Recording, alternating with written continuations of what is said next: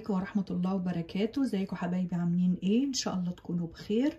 ان شاء الله النهاردة هنعمله مع بعض طبق رز بالخضار، بالجزر، بالحاجات اللي انتوا شايفينها الحلوة دي. المكونات اللي معايا، انا جبت طماطمية كبيرة هنا وبشرتها بالمبشرة، وبرده جزراية كبيرة او جزرتين صغيرين بشرتهم. هنا بصلاية واحدة برضو بشرتها، ومعايا زي فنجان بسلة. والبهار اللي هستخدمه في الرز هيكون طبعا القرفة مع الملح بتاعك. ومعايا هنا الرز، انا فضلت اني استخدم الرز الياسمين، او لو عندك رز بسمتي برضو. فيلا بينا نبدأ الاكلة بتاعتنا. اول حاجة هنعملوها، انا جبت هنا الزيت سخنته، هنزل عليه بالبصلة.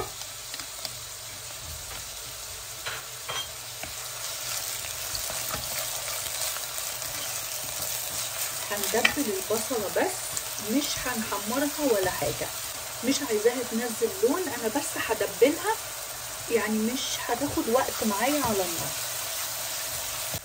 بصوا البصلة خلاص قبل ما تبدأ تعمل لون، انزل بقى بالجزر.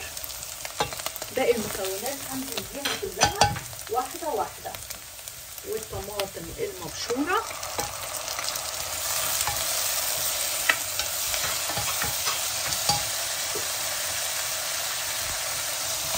البسلة،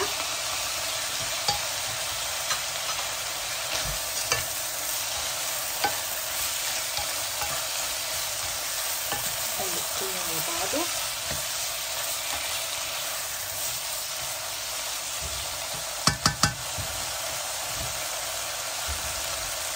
دلوقتي بقى اقدر احط انزل بقى بالقرفة، شوية قرفة حلوين، ده اللي هتدي الطعم والنكهة الحلوة لطبق الرز، هتخليلك طبق الرز مختلف عن اي طبق بتعمليه.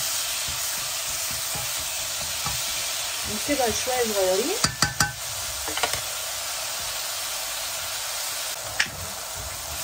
سمع الصوت انا كده خلاص، ما بقى الصوت غير، فانزل بقى بالرز دلوقتي.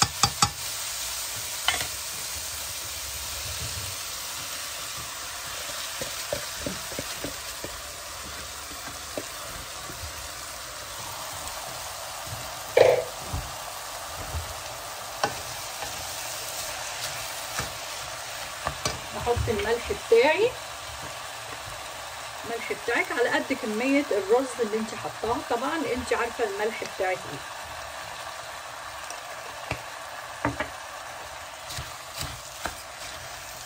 قلبي كله على بعضه.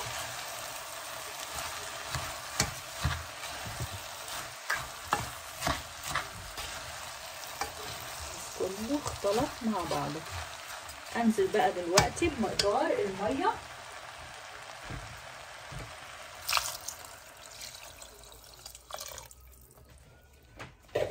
بنزود ربع كوباية مية زيادة على معيار الرز. هتحطي 3 كوبايات رز، يبقى تحطي 3 وربع مية بس كده. وزي اي رز بتعمليه يغلي بتوطي عليه النار بس كده. اوطي النار واغطي. اذا عجبكم الرز بتاعي بالطريقة دي، ما تنسونيش في لايك حلو وتعليق حلو كده زيكم، وتشيروا لحبايبكم. شكرا ليكم، والسلام عليكم ورحمة الله وبركاته.